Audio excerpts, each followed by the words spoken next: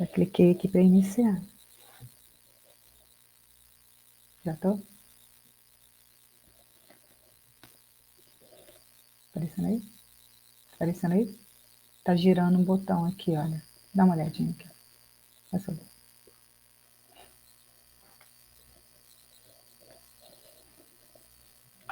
Coloca em cima para mim. Bom dia! Tudo bem com você aí? Tudo bem com você? Ah, não é tudo bem, não?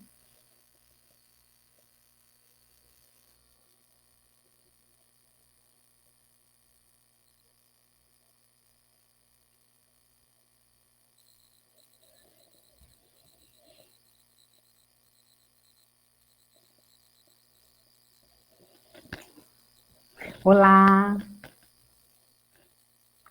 Estou acabando de ajeitar as coisas, tá? Acertar aqui algumas coisas de áudio e vídeo e a gente já vai começar, ok? Bom, você está me vendo aí direitinho? Só vou pedir aqui, ô Felipe, coloca para mim, abre aqui a imagem para mim, por favor. Coloca ela. Tá, então vamos lá. Bom dia, Douglas. Bom dia. Já estou vendo aí que nós temos já 5 pessoas. Bom dia, Lenilson. Para nós podermos começar mais um dia, mais um estudo, na verdade, da nossa escola bíblica dominical. Bom, quero agradecer a presença dos irmãos que já vão começar, né? Tá chegando, entrando nessa live. E queria dizer para vocês que essa é uma live da Escola Bíblica Dominical, para aqueles que vão assistir mais para frente, na verdade. Meu nome é Márcia Aide, sou professora da Escola Bíblica Dominical da Igreja Evangélica Congregacional do Conforto. Bom, vamos orar, né, para começarmos mais um estudo nesta manhã. Senhor, nosso Deus e nosso Pai, te agradecemos, Senhor, por esse dia que o Senhor nos concede. Muito obrigada pela vida, pelo ar que respiramos, por todas as coisas, Senhor Deus, que a cada dia nós estamos aprendendo contigo. Nesta manhã, Senhor, eu quero te pedir pelas nossas vidas, quero te pedir que o teu Espírito Santo nos ajude a compreender as tuas sagradas escrituras, Senhor, que o Senhor possa fazer presente nas nossas vidas, nos ajudando a compreendê-las. Senhor, em nome de Jesus, muito obrigada por todas as coisas. Amém. Amém? Então vamos lá. A nossa lição hoje, ela começa, ela traz como título, né? Nós temos a nossa revista da Escola Bíblica Dominical, Crescendo na Palavra, né? E neste trimestre nós vamos estudar sobre o porquê, né? O autor trouxe para nós algumas perguntas que são muito interessantes de a gente analisar, não é verdade? E no dia de hoje a gente vai analisar sobre por que Deus permite o mal. Para para a nossa compreensão, eu me recordei e vou estar conversando com vocês aqui acerca de algumas coisas que foram acontecendo no mundo e no Brasil, que nos levaram a algum momento das nossas vidas a pensar por que é que o mal existe ou por que Deus permite o mal? Ou será que foi Deus quem criou o mal? Algumas perguntas fazem parte, às vezes, das nossas vidas em função de alguns momentos difíceis pelas quais ou a humanidade, ou a gente mesmo, né, ou alguém muito próximo de nós passa. Bom, se a gente for relembrar alguns, vou passar bem rápidos. Em alguns, vocês lembram do tsunami na Indonésia, em 2004? Difícil, né? Quantas pessoas passaram por momentos dificílimos em suas vidas, né? Perdendo entes queridos, foi uma calamidade, né? Uma calamidade pública. A gente também ouviu falar dos furacões, né, que atingiram tanto o Texas quanto a Flórida, é ou não é? Quantas perdas de vida, né? Ciclones, lembra dos ciclones que atingiram o Haiti, o México? Ou as guerras civis? As guerras civis que têm trazido situações tão difíceis à humanidade, a situação da vulnerabilidade dos refugiados, na verdade, das pessoas que têm que deixar o seu país e sem nenhum planejamento, eles se colocarem numa situação difícil, ter que ir para um outro país, aprender uma outra língua, né? Viver situações difíceis, né? E dentre essas guerras civis, a gente vê, né, e viu algumas, por exemplo, da República Democrática do Congo, na Síria, né, nos conflitos do Egito, e os conflitos pouco falados do Iêmen. É ou não é verdade? O desabamento de terra em Petrópolis, foi ou não foi? Em 2011. Os rompimentos da barragem em Mariana e Brumadinho, foi ou não foi?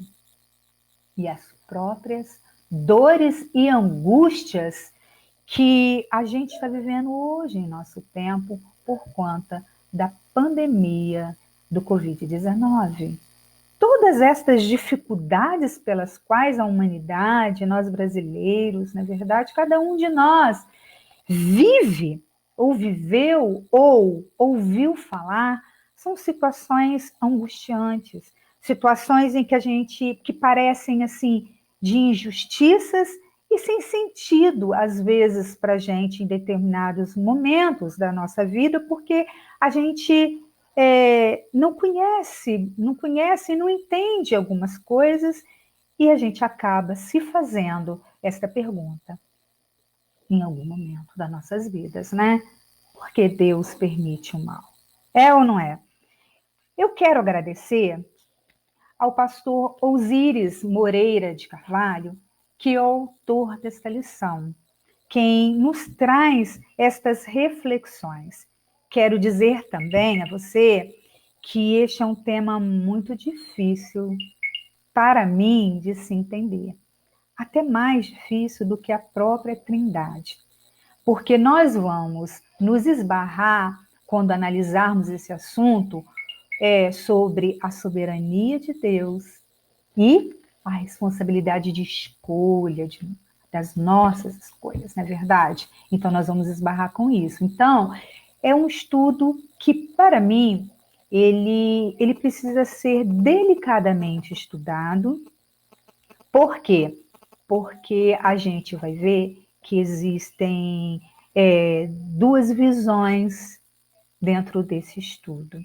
Então, com muito respeito, hoje eu quero apresentar a visão que o pastor Osíris está nos trazendo e é aquela que eu também concordo, ok? Nós vamos ler a leitura bíblica congregacional desta manhã e mais uma vez eu quero dizer para vocês que para nós podermos responder esta lição, a gente vai entender que a gente não vai esgotar todo o tema hoje, mas que vai ser de muita boa, vamos dizer assim, vai ser muito bom, porque nós vamos começar a analisar esse tema e também nós vamos poder levar para as outras pessoas a possibilidade de ajudar o entendimento, ok? Vamos lá? Bora lá estudar? Né? Bom, por que Deus permite o mal?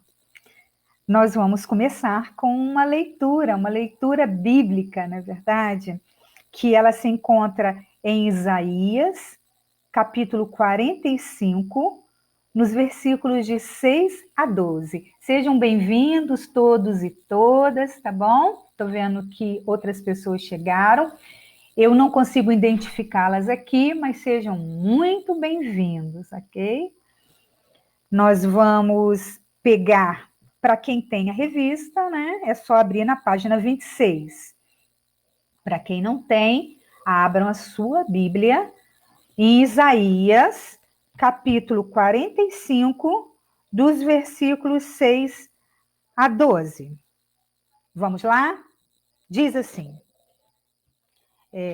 eu formo a luz e crio... Oh, perdão, 6. Pulei pro, já fui direto para o 7. No versículo 6 diz assim: de forma que do nascente ao poente saibam todos que não há ninguém além de mim, eu sou o Senhor e não há nenhum outro. Eu formo a luz e crio as trevas, promovo a paz e causo a desgraça. Eu, o Senhor, faço todas essas coisas. Vocês, céus elevados, façam chover justiça, derrame-na nas nuvens, abra-se a terra, brote a salvação, cresça a retidão com ela, eu, o Senhor, a criei. E está dizendo assim: ai daquele que contende com o seu Criador, caco entre outros cacos de barro. Porventura, dirá o barro ao que o formou, que fazes? Ou a tua obra não tens mãos? Ai daquele que diz ao pai, que é o que geras? E à mulher, que dás à luz? Assim diz o Senhor, o Santo de Israel, aquele que o formou. Perguntai-me as coisas futuras, demandai-me acerca de meus filhos e acerca da obra de minhas mãos. Eu fiz nela a terra e criei nela o homem. Eu fiz, as minhas mãos estenderam os céus e a todos os seus exércitos dei as minhas ordens. Bom, para a gente poder entrar nesse entendimento desta passagem bíblica, eu preciso estar meditando com vocês acerca do contexto desse texto, porque esse contexto ele vai ser importante porque nós vamos trabalhar ele durante toda o estudo desta manhã. Quando a gente olha para esse texto, esse texto vai nos trazer à memória um tempo em que o rei Ezequias estava no poder. O rei Ezequias foi um rei em que ele, por conta do seu envolvimento com Deus, por conta de que ele, em alguns tempos, confiou em Deus, o povo de Israel viveu um equilíbrio econômico. Mas, porém, o mundo daquela época estava vivendo um grande desequilíbrio econômico.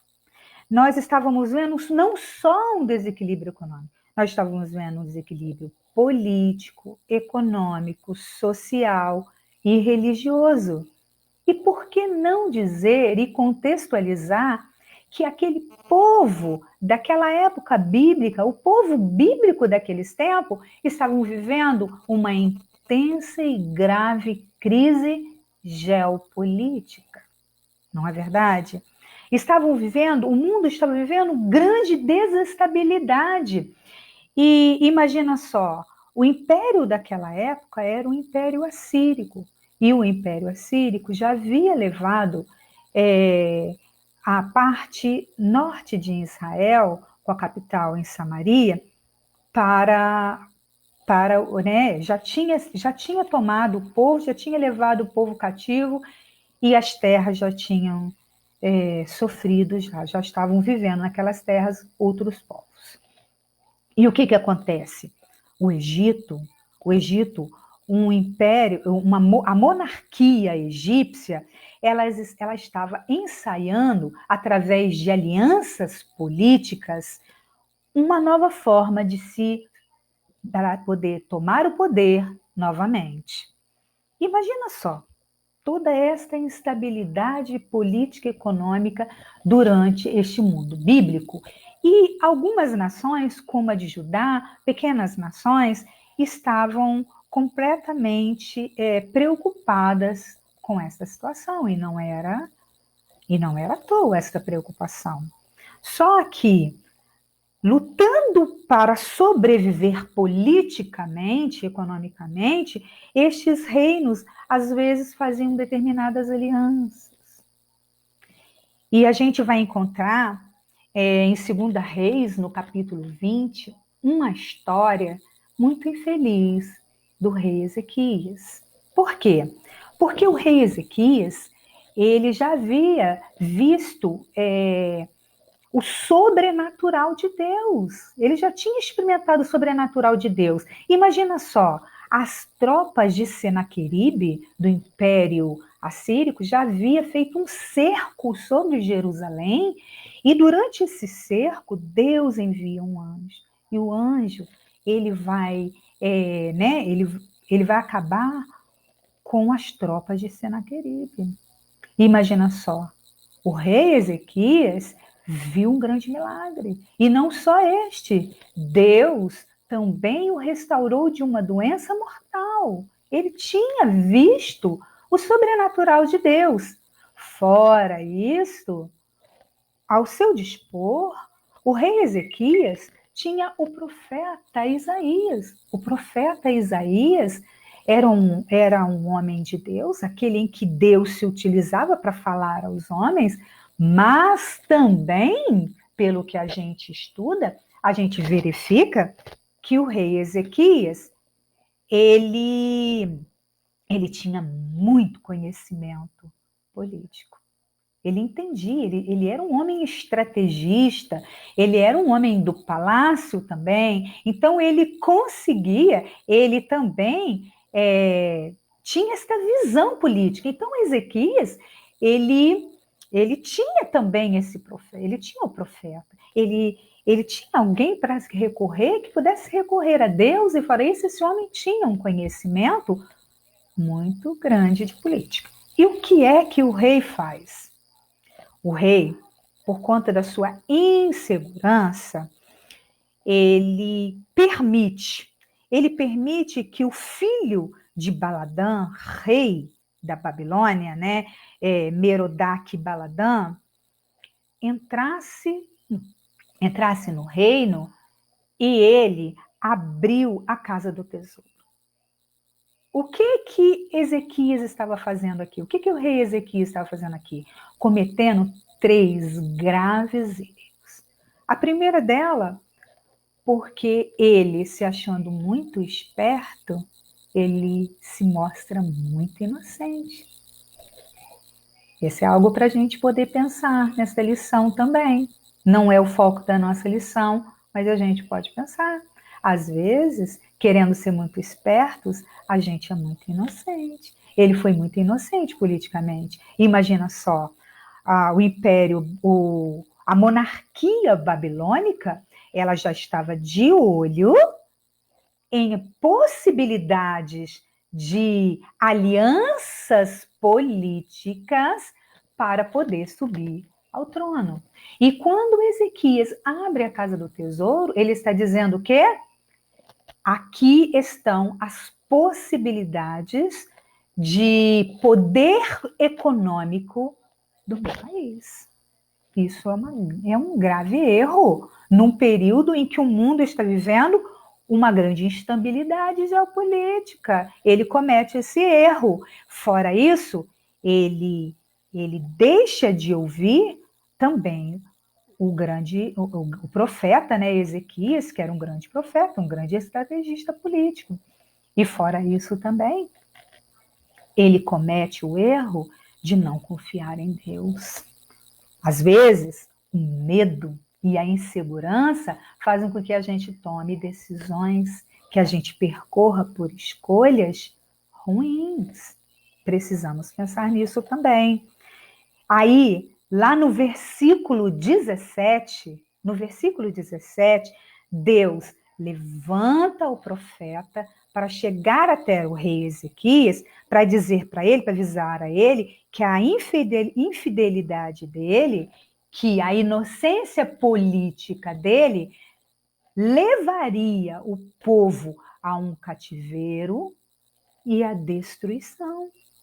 Avisa isso. Nós sabemos porque nós estamos daqui olhando para trás. A gente está vendo a história. E a gente viu que isso aconteceu muito tempo depois.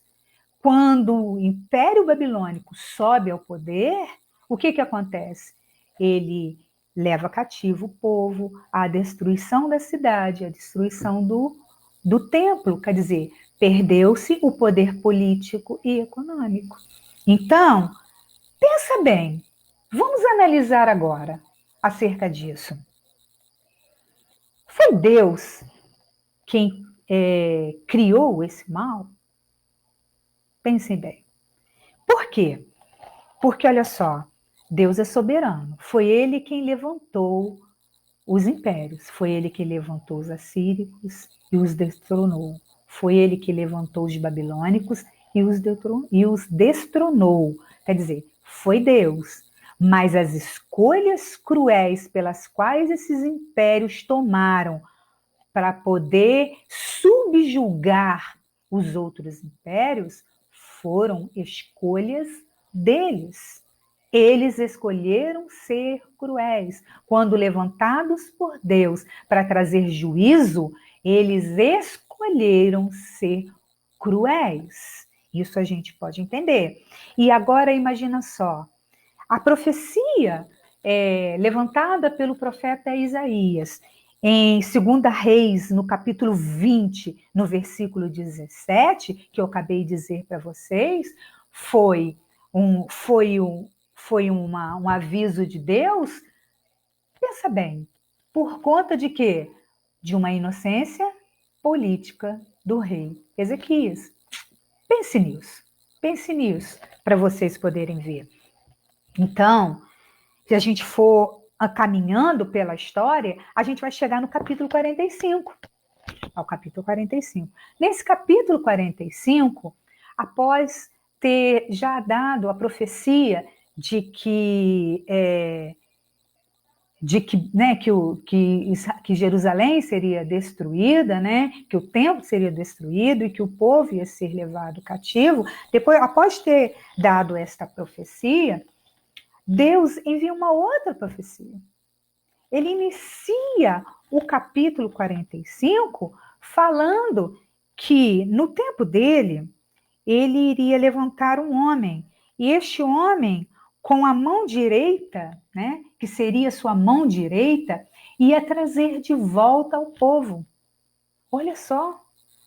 Imagina, pense um pouco como ficou a mente do rei Ezequias. Olha só, vou ler para você no capítulo 45, versículo 1. Assim diz o Senhor a seu ungido, a Ciro, cuja mão direita seguro com firmeza para subjugar as nações diante dele e arrancar a armadura de seus reis, para abrir portas diante dele, de modo que as portas não estejam trancadas. Aí ele vai dizendo umas coisas, ou seja, Deus está avisando aqui que no tempo dele, ele estabeleceu o plano de resgate para o povo.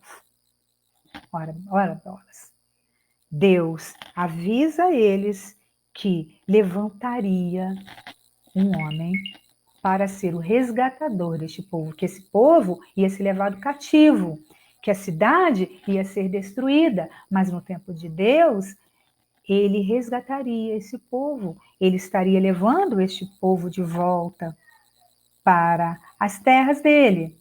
Que coisa, né? Quando a gente olha para isso tudo. E a mente do rei Ezequias, ele estava vivendo uma situação política de grande estabilidade na época, ele recebeu uma profecia acerca de que, alguns tempo depois, teria uma situação difícil para poder estar vivendo, e a gente vai ver que o filho do rei Ezequias, o rei Manassés, começa também a se afastar de Deus e a estar fazendo com que essa profecia chegue cada vez mais perto, ok? Então Deus anuncia que o plano de resgate já havia sido elaborado por ele. Deus como o dono da história, sabia exatamente aonde iríamos chegar, e ninguém pega ele desprevenido, e ele já tinha um plano de resgate. Esta é a história do contexto do nosso texto. Aí, se a gente for olhar para o texto de hoje, dos versículos 6 a 12, eu começo a imaginar numa forma. Olha só, pensa comigo. Parece que tudo isso que eu falei, antes mesmo, antes do capítulo 6, todo esse contexto, parecia uma grande tela que Deus estava pintando.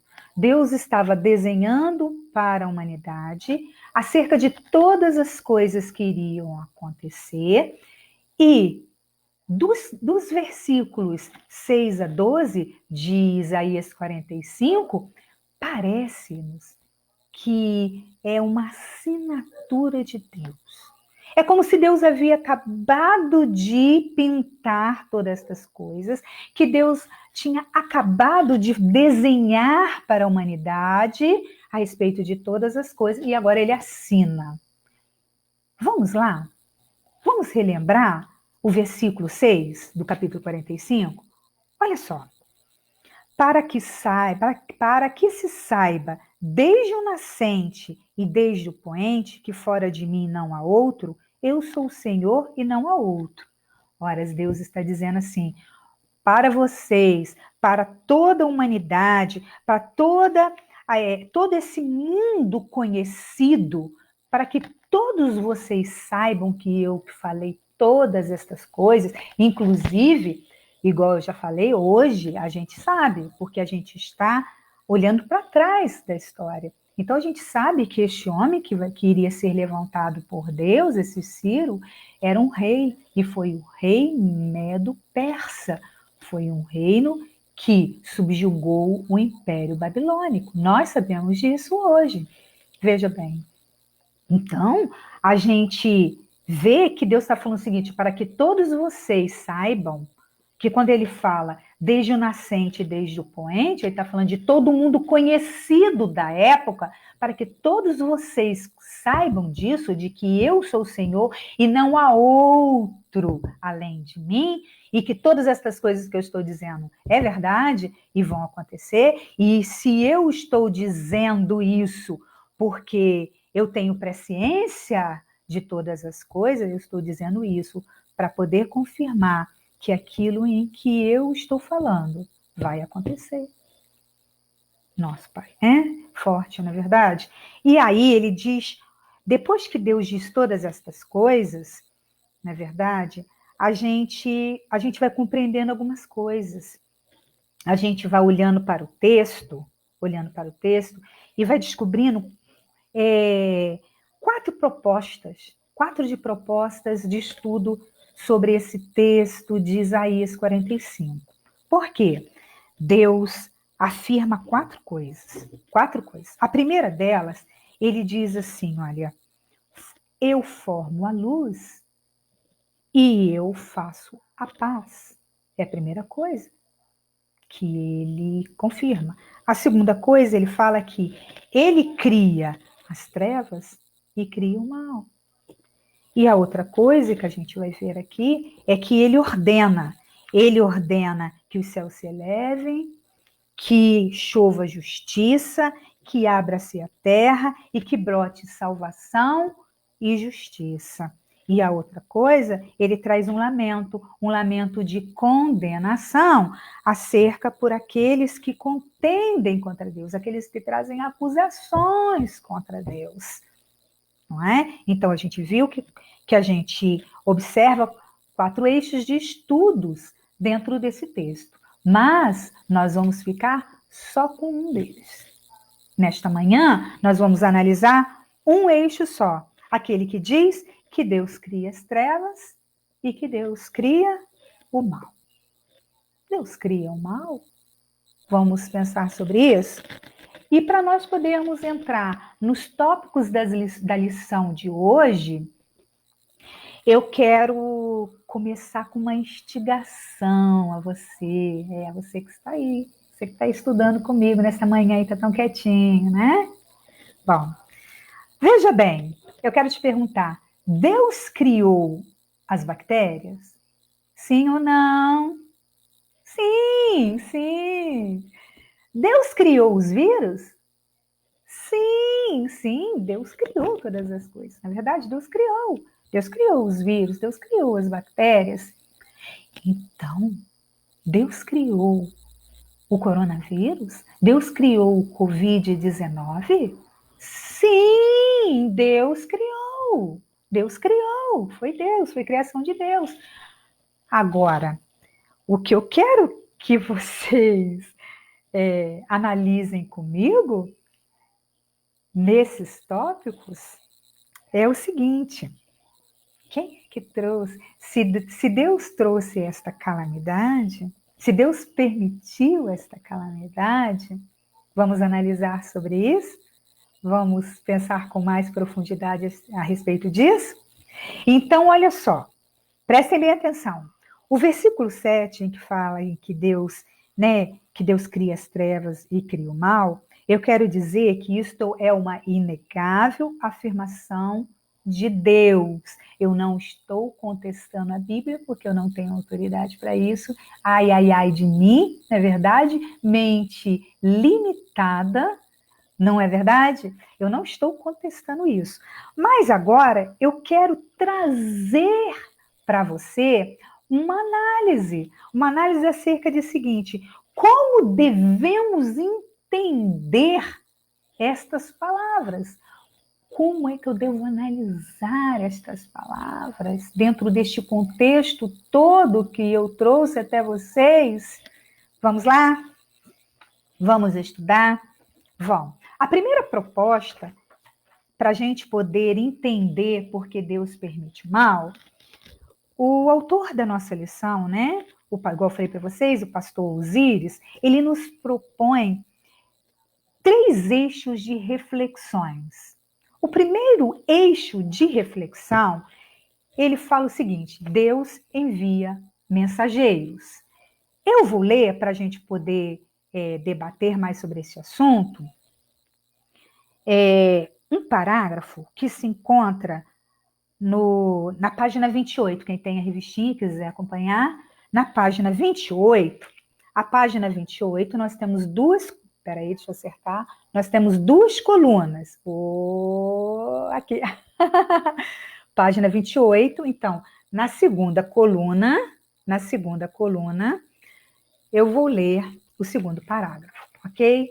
Diz assim, olha: a história da redenção, sobreposta à história do povo israelita, mostra que Deus tem um propósito de recondução dos seres humanos a si, como sendo ele a fonte da vida tão necessária e desejada por eles, e para isso está sempre propondo correções de rota, que está lá em Jeremias 35:15, uma vez que as ações sempre trarão as consequências. Bom, lendo o que o pastor Osíris está nos propondo nesta manhã, eu posso chegar à conclusão que Deus envia mensageiros para propor correções de rotas. O que significa isso? Primeiro, rota que estou falando aqui se relaciona a um caminho, a uma direção, a um rumo. Olha só, veja bem. Deus enviou o profeta Isaías, levantou o profeta Isaías e ele pregou sobre a importância da fidelidade ao Senhor. Ele profetizou e repreendeu a infidelidade do povo e do rei Ezequias. Ele profetizou sobre o tempo do cativeiro, ele profetizou sobre a restauração e volta e retorno do povo. Ele profetizou quem faria isto e disse o nome, o Ciro. Veja bem, Deus enviou o profeta para poder corrigir o caminho, a direção errada do povo. Foi ou não foi? As leis já estavam sido estabelecidas. Eles já tinham os rolos da lei. Eles já tinham. E por que é que eles continuavam fazendo o que era errado? Por que que eles continuavam tomando o caminho errado? E veja bem, e Deus, por seu infinito amor, envia mensageiros para corrigir esses caminhos errados pelas quais nós tomamos em nossas vidas. E foi assim também com o rei.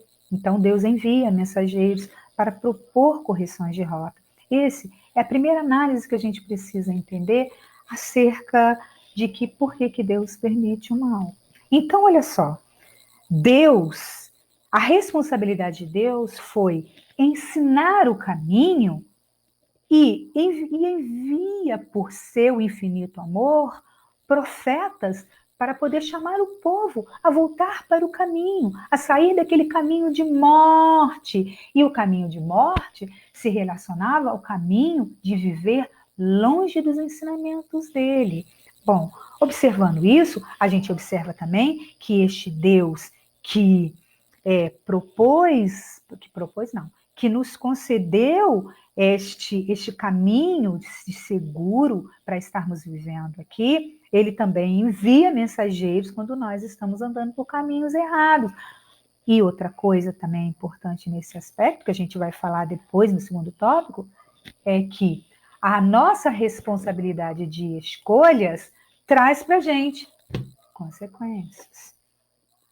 Vamos contextualizar um pouquinho este texto? Vamos pensar que em Gênesis, no capítulo 1, no versículo 28, Deus, depois de ter feito, ter criado todas as coisas e ter criado o primeiro casal, ele abençoa este casal e fala que era para eles se multiplicar sobre a face da terra e que era para eles dominarem sobre toda a criação. Só que o homem, em vez de entender que ele é um fiel mordomo do Senhor, aquele que vai cuidar de todas as coisas pelas quais Deus criou, o homem entendeu que subjugar, que dominar é poluir, poluir ar, água, solo, que é destruir as florestas, que é extinguir alguns animais e plantas. É ou não é? Presta atenção. A Bíblia é hoje o mensageiro de Deus para nós. Lembre-se disso. Deus levantou profetas na antiguidade, mas Deus deixou para nós o grande mensageiro, que é o quê? A sua palavra revelada a nós. A Bíblia é o nosso grande mensageiro para nos manter no caminho seguro, para nos manter na direção que irá nos levar ao caminho certo e até ele, até as promessas dele. Então, a gente precisa entender isso. Agora, em Romanos, capítulo 13, no versículo 13, a gente aprende também que Deus está dizendo para nós, que é para nós andarmos honestamente, sem glutonarias e sem bebedeiras. Mas, no entanto, pouco se é falado em que a gente está vivendo uma epidemia de obesidade em nosso mundo. É verdade. Problemas ocasionados não porque quem está um pouquinho acima do peso, não é porque quem está acima do peso, não. Nós estamos enfrentando doenças difíceis por conta de obesidade mórbida. Você nunca ouviu falar nisso, dessa epidemia? Leia, leia. Procure fazer uma pesquisa para você ver, porque isso não é o nosso tema de hoje. Mas a gente está vendo que o grande mensageiro de Deus, que vai corrigir a rota da humanidade, ela está aqui, no meio de nós, à disposição de nós. Nós temos a internet, nós temos aplicativos, né, de mídias sociais, nós temos esse grande mensageiro à disposição da gente a todo momento. Mas, no entanto, o que a gente faz? A gente percorre caminhos errados. Vamos analisar aquela perguntinha que introduziu a este estudo? Vamos voltar um pouquinho lá? Veja bem, Deus criou as bactérias e Deus criou os vírus. E quando estas bactérias e quando estes vírus foram criados, eles viviam em equilíbrio com seus hospedeiros. Você sabia disso? Você já havia pensado nisso?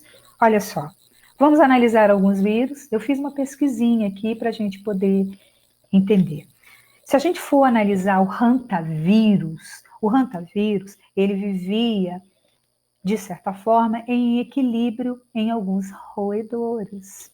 Se a gente for olhar e analisar algumas influenzas, né, alguns tipos de gripes, elas eram encontradas em pássaros selvagens, que eram seus primeiros hospedeiros, e depois em pássaros domésticos. Veja bem, eles viviam, de certa forma, em equilíbrio com seus hospedeiros. Tudo bem até aí? Tá dando para entender? E o sarampo? Possivelmente, o sarampo vivia em equilíbrio com a partir das ovelhas e das cabras. E o HIV? E o HIV? O HIV-1, ele vivia possivelmente nos chimpanzés. Quer dizer, os chimpanzés tinham um equilíbrio, uma certa harmonia com estes vírus. Eram seus primeiros hospedeiros. E o Covid-19? Nós estamos vendo aí os estudos que ainda não se fecharam, na verdade, mas possivelmente eles viviam em algum tipo de equilíbrio com os morcegos, seus primeiros hospedeiros.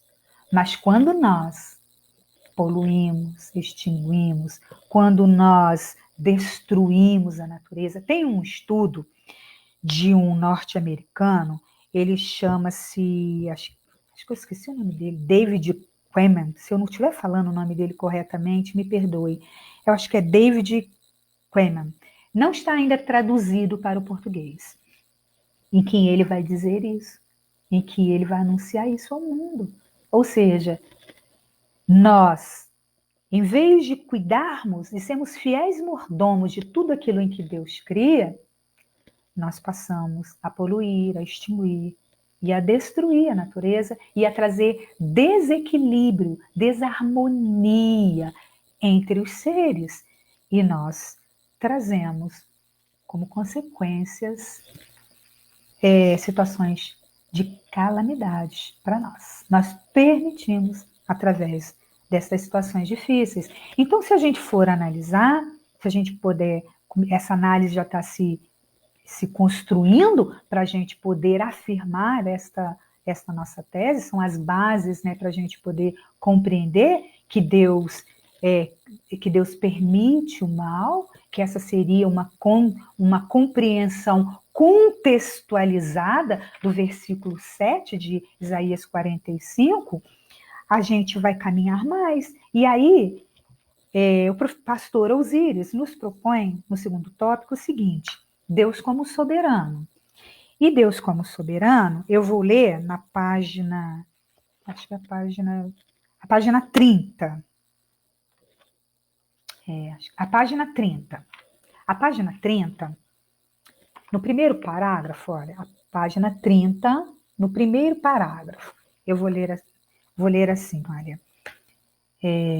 Ele controla os tempos e os movimentos das sociedades humanas e a está levando para o cumprimento de sua vontade ainda desconhecida, por não haver vontade de o conhecer.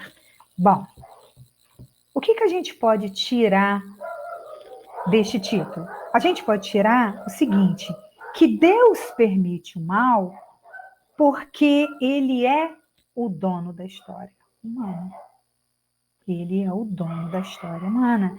Deus, muito antes de conhecer, Deus, muito antes de acontecer os fatos históricos que marcaram a humanidade, ele já havia anunciado todas as coisas que iriam acontecer, mostrando que ele é soberano, sobre a história da humanidade. Ele mostra que ele não perdeu a mão da história da humanidade. Deus está mostrando aqui que a queda do Império Assírico, que a ascensão da queda dos babilônicos, que a destruição de Jerusalém e do templo, que a ascensão do Império Medo-Persa e que a utilização do rei Medo-Persa Ciro para poder ser o resgate do povo, ele já havia predito em sua palavra, mostrando que ele é o único Deus e que fora dele não há outro, mostrando que ele é um Deus que fez todas as coisas, sustenta todas as coisas, sabe de todas as coisas. Então, eu estou falando aqui com referência ao nosso texto. Veja bem, Deus pintou o quadro dos fatos históricos, todos os fatos históricos enumerando, mostrando que ele é soberano, que ele é o dono que ele é o Deus dono da história da humanidade. E eu estou dizendo aqui, quando ele fala sobre estas coisas, ele também está dizendo que cumprirá todo o propósito dele. E aí a gente vê que, apesar de ser soberano da história social da humanidade, apesar de que ele detém todas as coisas, ele também nos concedeu responsabilidade de escolhas. É uma parte difícil de ser entendida, não é verdade? Escreve aí no seu caderninho. Quando Jesus voltar, ele vai nos explicar melhor, não é verdade?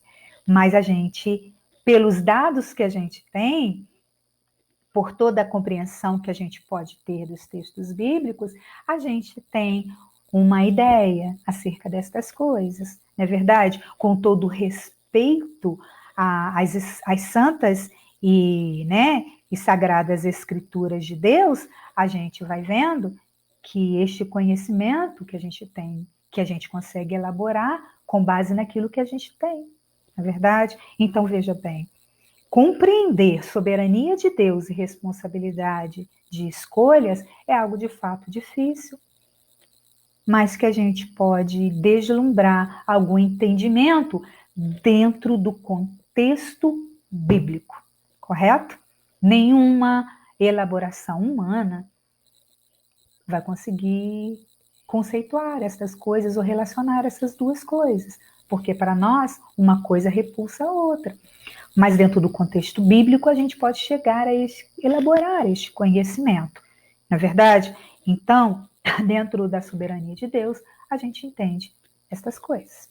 Bom, o segundo eixo, para a gente entender por que Deus permite o mal, o pastor Osíris nos propõe um outro tópico. Ele nos fala, Deus castiga com propósito. E eu vou ler para vocês o que ele escreveu na página 30, no último parágrafo deste parágrafo como chama? Do tópico 3. Diz assim: em todos os movimentos da história foi mostrada a correção de Deus ao seu povo e oferecida a opção de voltar para Deus. No caso Judá e Jerusalém, foi estabelecido um tempo exato de correção como sinal da proposta divina de redenção. Veja bem, então, de acordo com o que o pastor Osíris está nos anunciando aqui, nesta lição, eu posso chegar à conclusão de que Deus permite o mal com um propósito. Deus permite o mal porque ele tem um propósito com tudo isso. Vamos lá, vamos analisar. Deus permitiu que o povo fosse levado cativo, que a Jerusalém fosse destruída, que o templo fosse destruído.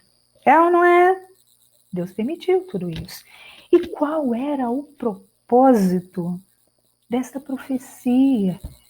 Por que Deus permitiu esta calamidade sobre estes povos? Por quê? Primeiro, o versículo 6 está nos dizendo, para revelar quem era ele, quem é ele, para revelar quem é ele. Tanto no tempo bíblico como no tempo de hoje, a gente sabe que existem vários deuses. E Deus, ao assinar a sua profecia, ele está dizendo que ele é Deus, que Ele é dono da história, que Ele é soberano e que Ele conhece as nossas ações muito antes da gente tomar, mas que a escolha e a decisão de tomá-las são nossas. Não é verdade? Então, a primeira coisa, o primeiro propósito é revelar quem é Ele. Outra coisa é revelar que Ele existe. Veja bem, todas estas profecias foram cumpridas. Hoje, nós sabemos que todas elas foram cumpridas. Então, para revelar que Ele existe, que Ele é um Deus que atua, que Ele é um Deus verdadeiro, que se faz presente. A outra coisa que a gente pode, qual o outro propósito que a gente pode entender é que é para revelar que Ele está no controle. Deus está no controle. Deus não perdeu o controle da história, nem da história da humanidade, nem da sua história, meu querido e minha querida, nem a minha. Glória a Deus. Não é verdade? A outra coisa, Deus permite o mal com o propósito de revelar que ações e escolhas trazem consequências. É isso mesmo. Aqui, as minhas escolhas de hoje, as minhas ações de hoje vão trazer consequências para daqui a algumas horas, para amanhã e para o meu futuro. Não é? Imagina só, o rei Ezequias tomou uma decisão politicamente inocente, abriu todas as potencialidades dele para, para a monarquia babilônica, que estava, de olho para tomar o poder. Foi inocente e, consequentemente, achando que poderia fazer uma aliança segura, essa aliança levou a ele à destruição. E Deus diz a ele: por que é que você não confiou em mim, Ezequias? Eu não acabei de fazer aí um estrondoso para... Nossa Deus, uma coisa extraordinária, mais de 180 mil homens, né? Das tropas de Senaqueribe foram destruídas, tudo por conta, para manter os muros de Jerusalém em pé, para manter o quê? Você em segurança. Por que você não confiou em mim? Essa sua escolha, essa sua decisão, o rei Ezequias, sabe o que aconteceu? Mostrou para o seu inimigo o quanto você poderia e o quanto você não poderia, política e economicamente.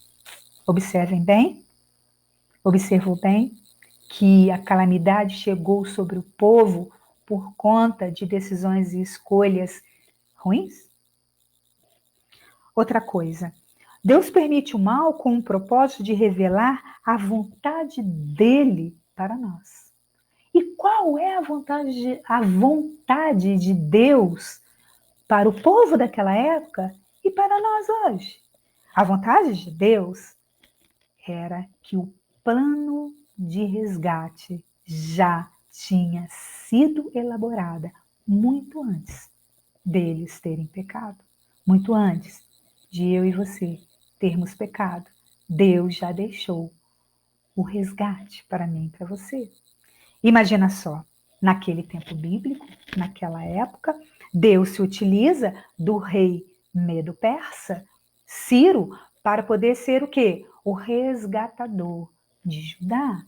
É ele quem vai estar sendo usado por Deus. Imagina só, Deus elabora um plano e por meio dele este plano é executado. Então imagina só, ele levanta este rei no tempo dele para quê? Para resgatar o povo. Ele traz novamente. Ciro não só resgatou o povo, mas ele também fez o quê? Ele possibilitou economicamente, ele trouxe recursos financeiros para que a cidade fosse reconstruída. Veja só, Deus não perdeu o controle da história.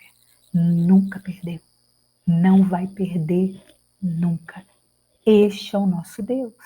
Este é o grande eu sou. Aquele a quem diz que não há outro além dele. Só ele é capaz de ver toda a história da humanidade e elaborar. E apesar de nós pecadores, ele saber exatamente as possibilidades de onde nós poderíamos chegar e elaborar um plano de resgate.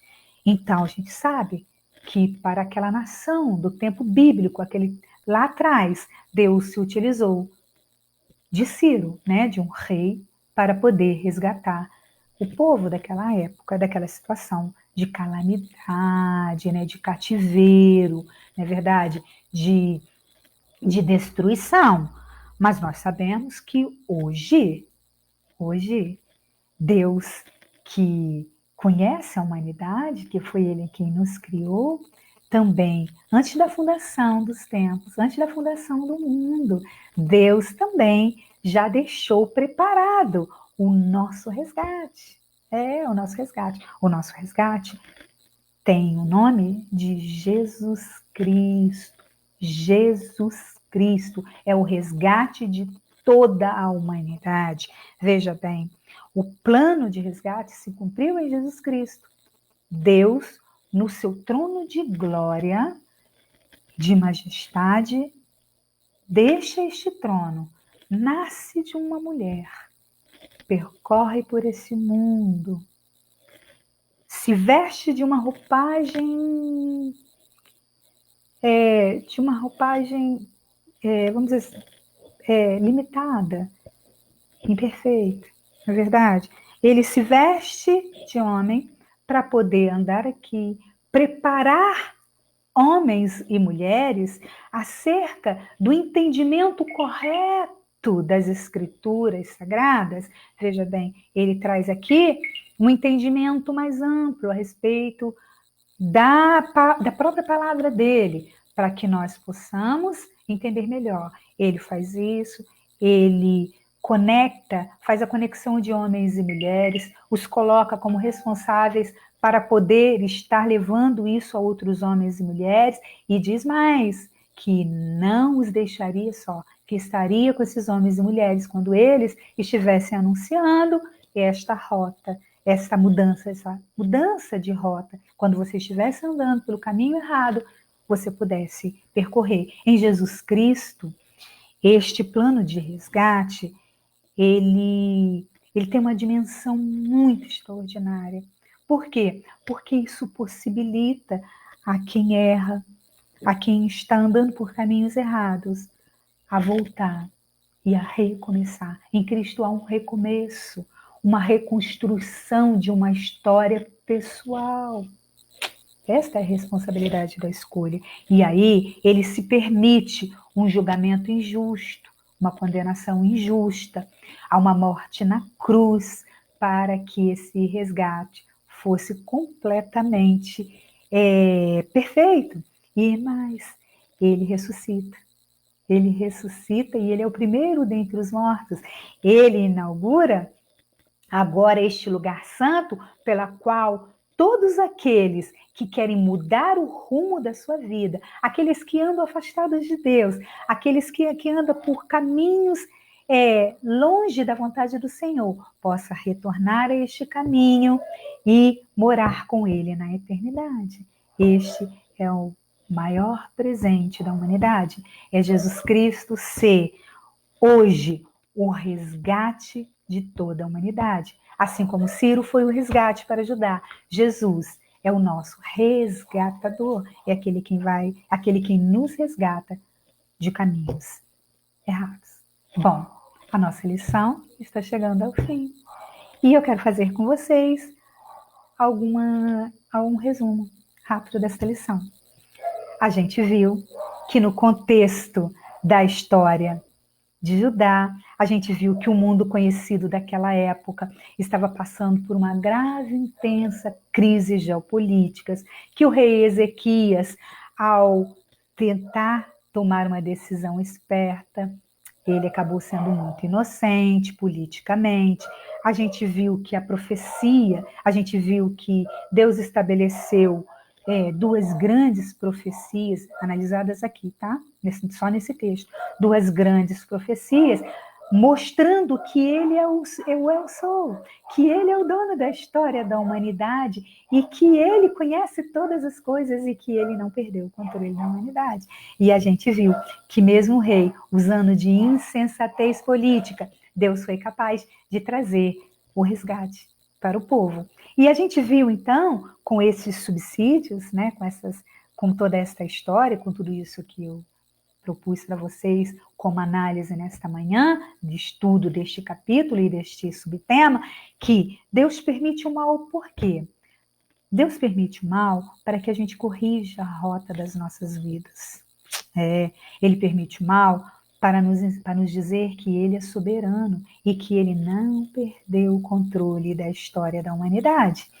Ele está nos dizendo que ele permite o mal com o propósito de utilizar das consequências das nossas más escolhas nos resgatar. Ele quer nos resgatar.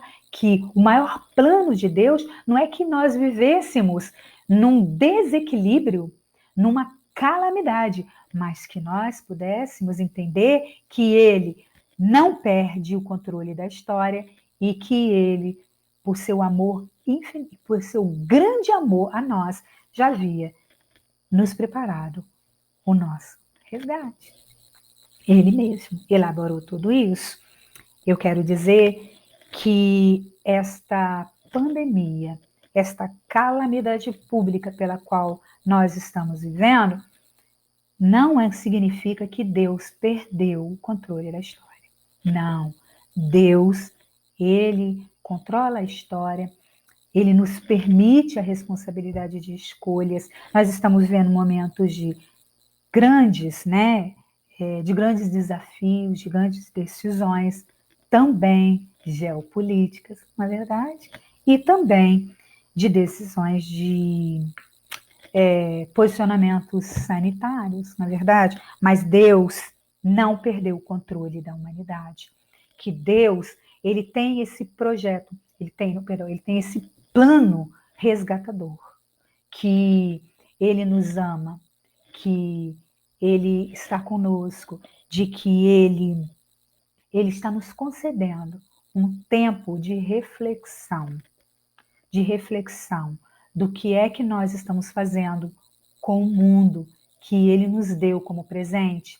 Esta casa em comum, o planeta Terra, a qual Deus nos colocou a responsabilidade de cuidarmos dos animais, cuidarmos das plantas, cuidarmos de todas as coisas, como nós temos feito, como nós temos reagido a isso, como é que nós estamos sendo, será que nós estamos sendo bons fiéis, bons mordomos, né? Fiéis mordomos de tudo aquilo que Deus criou? Essa pergunta que eu estou fazendo. Não, nós não estamos sendo. Tanto que nós estamos sofrendo esta grande pandemia por conta de que nós não estamos cuidando como deveríamos deste presente que Deus está nos dando, que é o planeta Terra. Não é verdade?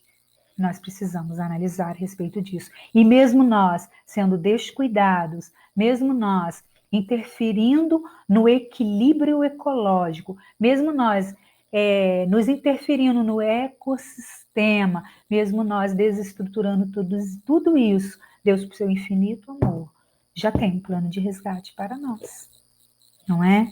E eu quero te desafiar, você que vai ver essa live depois e que não conhece esse plano resgatador de Deus, que você leia o grande mensageiro de Deus, mensageiro que eu estou dizendo, por conta da nossa lição, né? Porque é o grande manual da nossa vida, que é a palavra de Deus, a Bíblia, que você seja desafiado a conhecer a Bíblia e conhecer o perfeito plano de Deus, Jesus Cristo. Amém? Então, assim termina a nossa lição de hoje. Eu quero agradecer a cada um de vocês que estiveram aqui presentes, estudando comigo. Quero dizer mais uma vez que não se esgota este estudo, mas aqui é o início de um bom e agradável debate, de uma boa análise e reflexão sobre este tema, ok? Que Deus possa estar abençoando a cada um de vocês. Na verdade, eu aqui só posso visualizar o Douglas e o Lenils, mas sei que há mais pessoas aqui assistindo e que haverá mais pessoas que não têm Facebook que irão assistir essa lição. Então, eu agradeço a todos vocês, que Deus continue abençoando a cada um de nós. Vamos agradecer a Deus, vamos orar para finalizar o nosso estudo? Amém? Então vamos lá. Senhor, nosso Deus e nosso Pai, queremos te agradecer, Deus, por esta uma hora de estudo, destes momentos agradáveis que estivemos na tua presença, a qual podemos, Senhor Deus, nos aprofundarmos nesta lição, de compreendermos, Senhor Deus, todas as situações pelas quais o mundo passa, em que a gente vive, Senhor, entendermos que quão grande és tu, que o Senhor é o único Deus, que além do Senhor não há outro Deus, que o Senhor é o dono da história da humanidade, mas assim mesmo nos concedeu responsabilidades de escolha. Espírito Santo de Deus, nos ajude, nos oriente, nos ilumine, nos dê força para podermos continuar no caminho correto, para nós continuarmos nos ensinamentos do teu Filho amado Jesus Cristo, Deus. Oh, Senhor, mas se porventura fraquejarmos, cairmos, Senhor Deus, que o Senhor, através do teu Espírito Santo, nos ajude a voltar, Senhor Deus, para o caminho, Senhor. Pai, em nome de Jesus Cristo, te agradeço por cada pessoa que esteve comigo aqui, estudando nesses momentos. Há outros que estudarão, Senhor Deus, essa lição. Em nome de Jesus Cristo, eu te agradeço.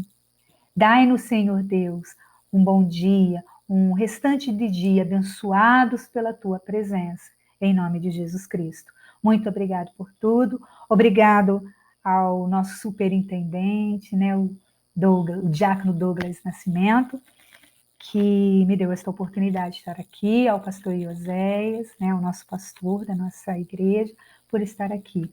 Bom, espero ter ajudado vocês a continuar nesta reflexão.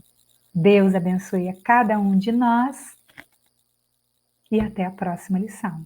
Fiquem com Deus.